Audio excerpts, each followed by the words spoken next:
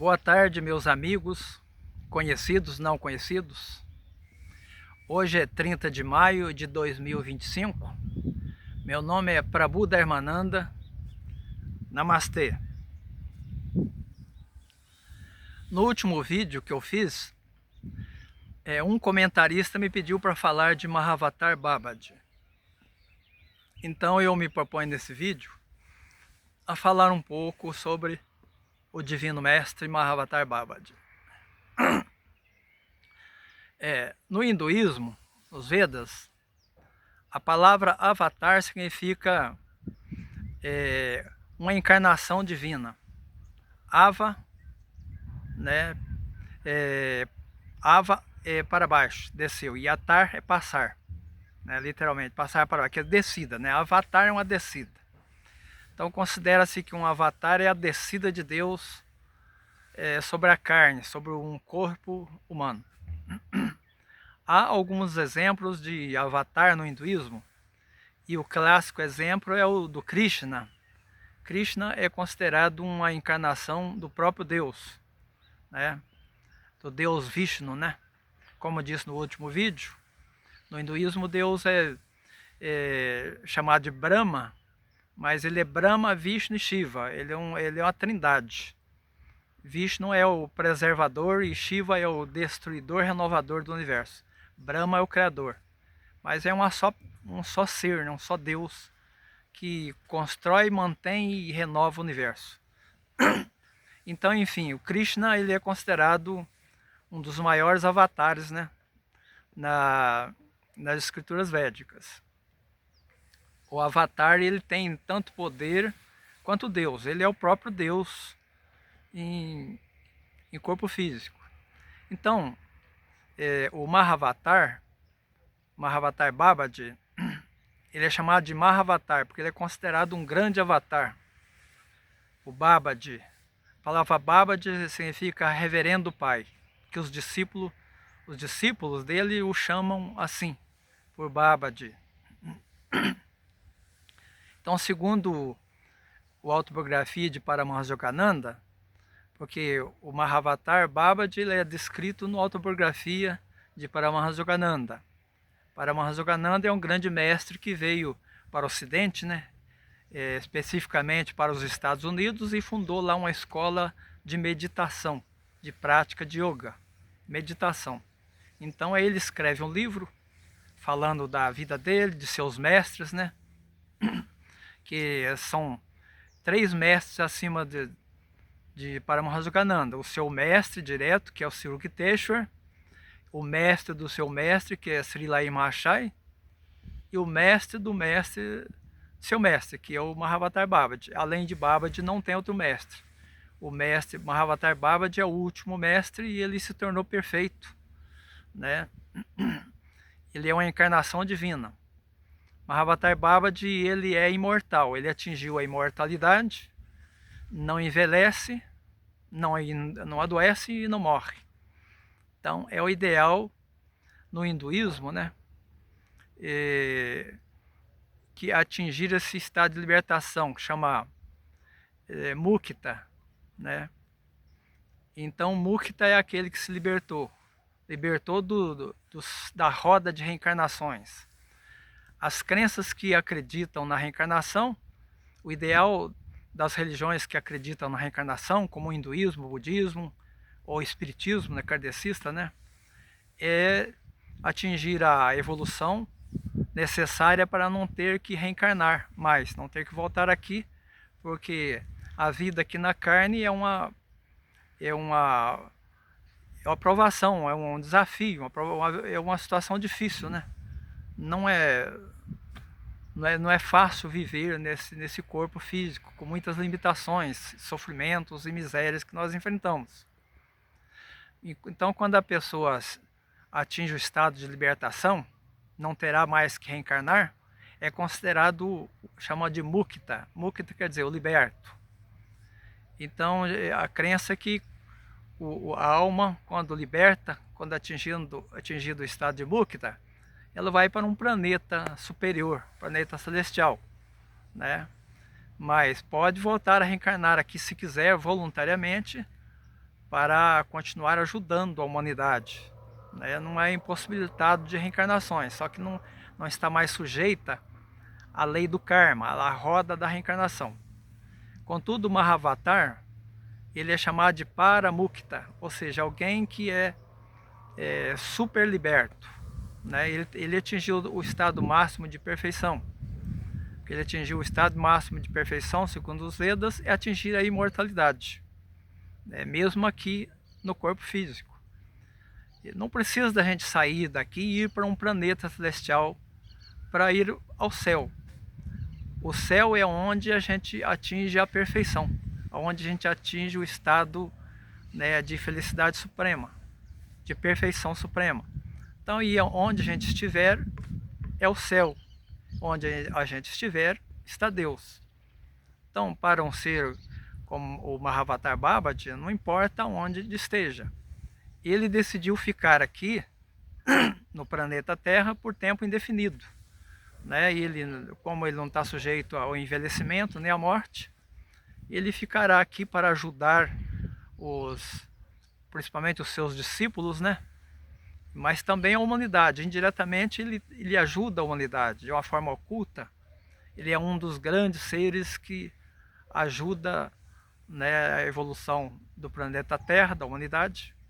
E só que ele vive ocultamente. Ele vive nos Himalaias, assim, na forma física. Mas ele tem a capacidade de estar presente em qualquer lugar que ele quiser. Ele é onipresente. Ele é onipotente porque ele tudo pode.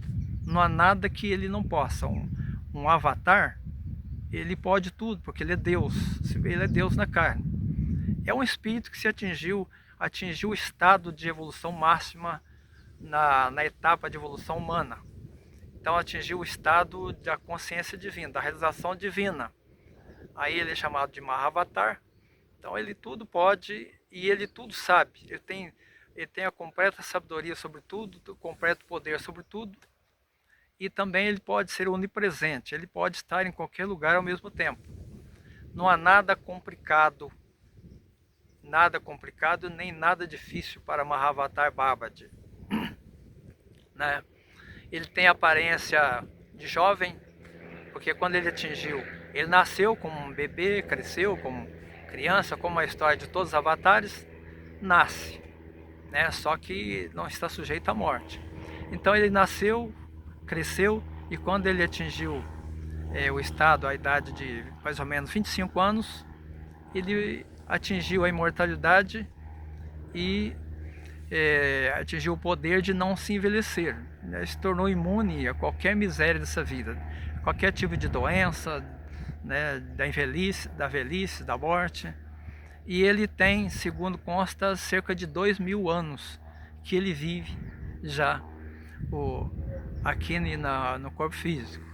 Paramahansa Yogananda, em seu livro, não cita exatamente assim quanto tempo ele vive, né? E ele mesmo não relatou, ele não disse para nenhum discípulo, segundo Paramahansa Yogananda, há quanto tempo ele vive. Mas segundo seus discípulos, ele está aqui na Terra já há muitos séculos, porque a tradição de discípulos, né? Discípulos que viveram há 200 anos atrás, dizem que mestres deles que viveram há muitos séculos sempre falar sobre o Mahavatar Babaji, né, na mesma condição que ele está. Então tem-se pela tradição, pela história, que ele vive há muitos séculos. Agora tem outra linha de mestres, né, outros santos que entraram em contato com ele, porque ele é muito difícil de se revelar, de se apresentar a alguém, mas se ele quiser ele se apresenta a qualquer pessoa. Mas tem alguém que entrou em contato com ele, diz que ele revelou a sua data de nascimento aqui na Terra, que foi em 203, desculpa, 203 depois de Cristo, né? Então, quer dizer, tem cerca de mais de 1800 anos, se essa versão for verdadeira. De qualquer forma, ele está aqui, né, no corpo físico há muitos séculos e vai ficar não sabe-se quando, porque ele controla a vida, ele tem um poder sobre a vida. A morte não tem nenhum poder sobre quem chega a esse estado de libertação. Então, mas eu tenho uma fé, né, absoluta, profunda em Mahavatar Babaji, né, minha concentração é nesse grande mestre. Para mim ele é o meu Cristo, o meu Salvador eterno. Então é muito difícil entrar em contato com ele naturalmente. Em meditação algumas vezes eu já tive o contato, né, assim, não a concentração, o contato inspirativo. Em momentos assim já tive a experiência dele aparecer para mim no estado de concentração, meditação profunda, pode aparecer e até dizer alguma frase muito rapidamente, né? Mas numa visão. Só que ele pode aparecer para qualquer pessoa fisicamente. Ele pode aparecer como Jesus, quando ressuscitou, apareceu para os seus 11 discípulos e disse: eu não sou um fantasma, veja, eu estou em corpo físico. Até pediu aos discípulos: vocês têm algum pedaço de peixe aí, para provar que Jesus estava ali numa forma física mesmo. Então o Mahavatar Babaji, ele pode aparecer num lugar e geralmente ele aceita alguma fruta que oferece a ele, né? Ele até come uma fruta para provar que é ele mesmo. Mas existe um círculo de discípulos, alguns discípulos, né, adiantados, que vivem com ele no Himalaia, nas cordilheiras do Himalaia. Ele não tem um lugar fixo, né? Ele está em todo lugar, em qualquer lugar. Ele perambula com seus discípulos evoluídos pelos Himalaias, não para em um determinado lugar. Então, e também não precisa caminhar, andar, né? Caminhar como a gente caminha normalmente com as pernas. Ele se transporta, ele com seu grupo de discípulos, se transporta de um lugar para outro instantaneamente, através da via etérea, né? Então ele tem esse poder. Ele tem o poder também de se transportar e aparecer em qualquer lugar.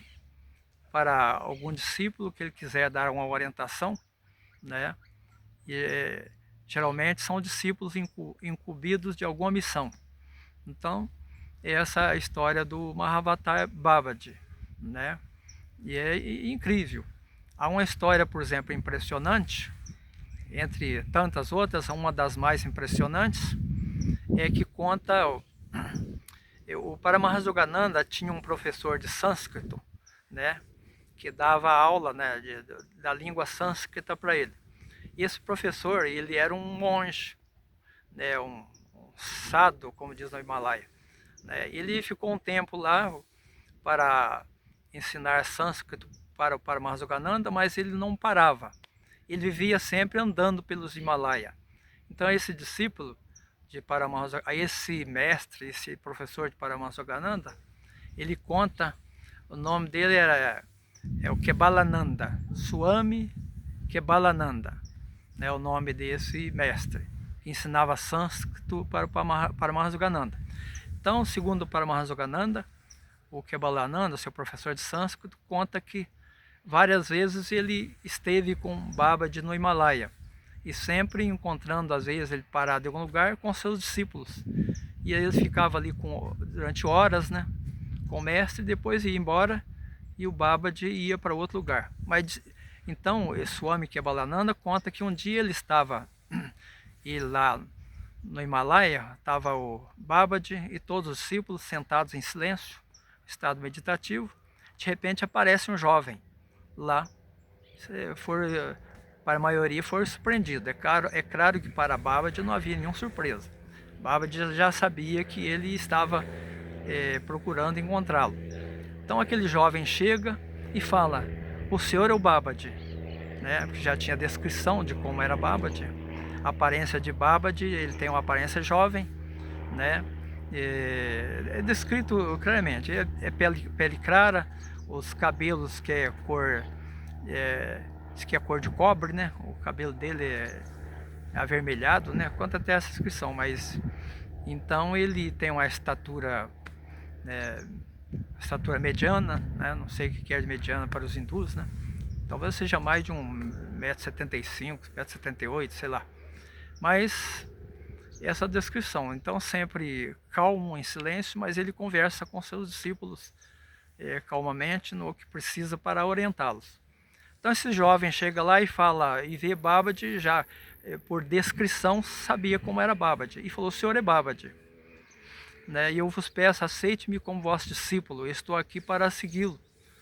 E o Babaji então volta para ele e falou: eu não posso te aceitar no grau de, no nível de evolução que você está, não posso te aceitar como meu discípulo.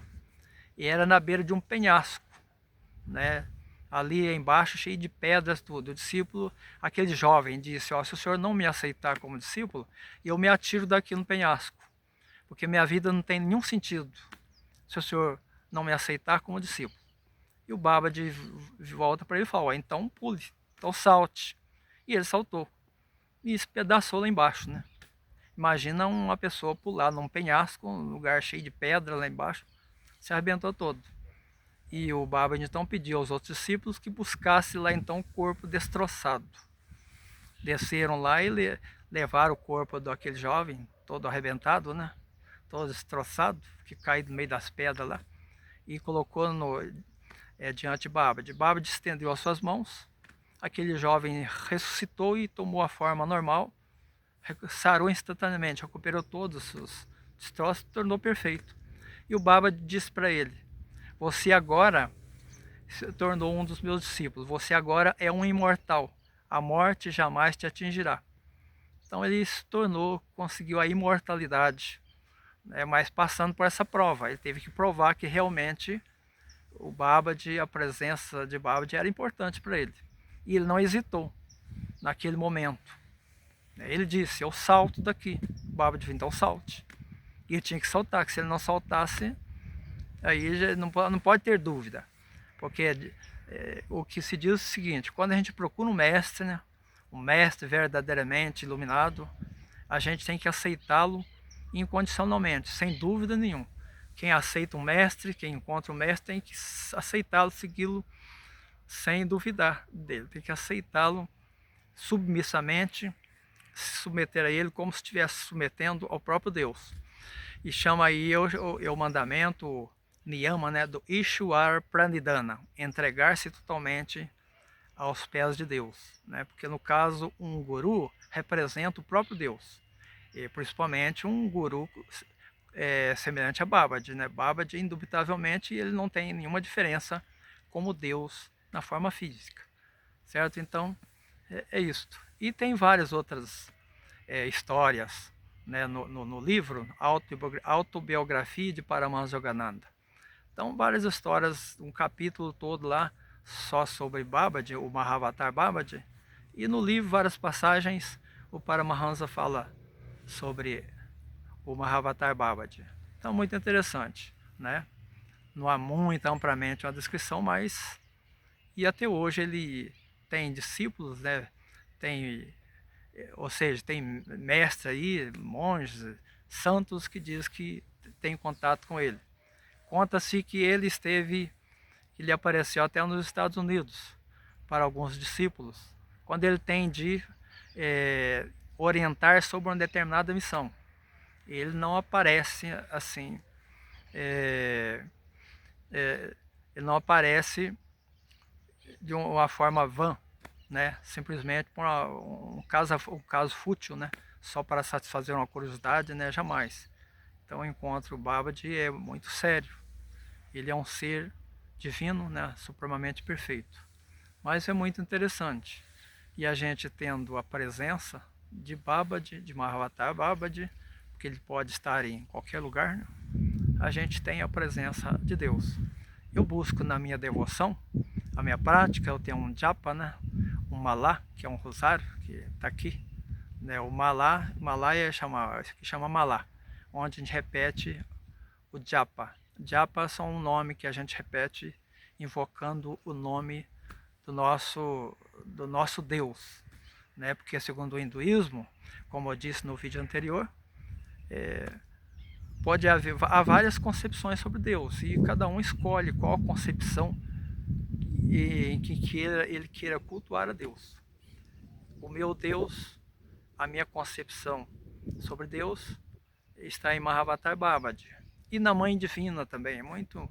É magnífico, é interessante pensar em Deus como mãe, né, que está na natureza, em todo lugar, em toda parte. Eu já tive algumas experiências com a Mãe Divina, impressionante. Às vezes eu peço coisas, às vezes coisas simples, mas assim, quase que imediatamente ela me atende, né? Então, é uma fé, né? Naturalmente, mas eu sinto esse sinal de presença, às vezes, da Mãe Divina, quando faço um pedido. Mahavatar Babaji também já tive algumas experiências, né, de fazer pedido e ele me atender prontamente, quando eu estava, às vezes, em dificuldade, né? Então é isso que eu tenho para dizer e futuramente eu vou falando mais, posso falar mais sobre esse magnífico mestre, né? E eu não me canso de falar. Se for para eu falar de Babaji, eu falaria o dia inteiro, dias, né? Porque eu penso nele a todo instante. Toda vez que eu repito japa no malá, eu estou repetindo, né, o nome de Babaji pensando nele. E eu sinto a energia, a vibração da presença dele. Então isso me dá muita satisfação, muito conforto, né? Então é o que eu tenho para dizer, né?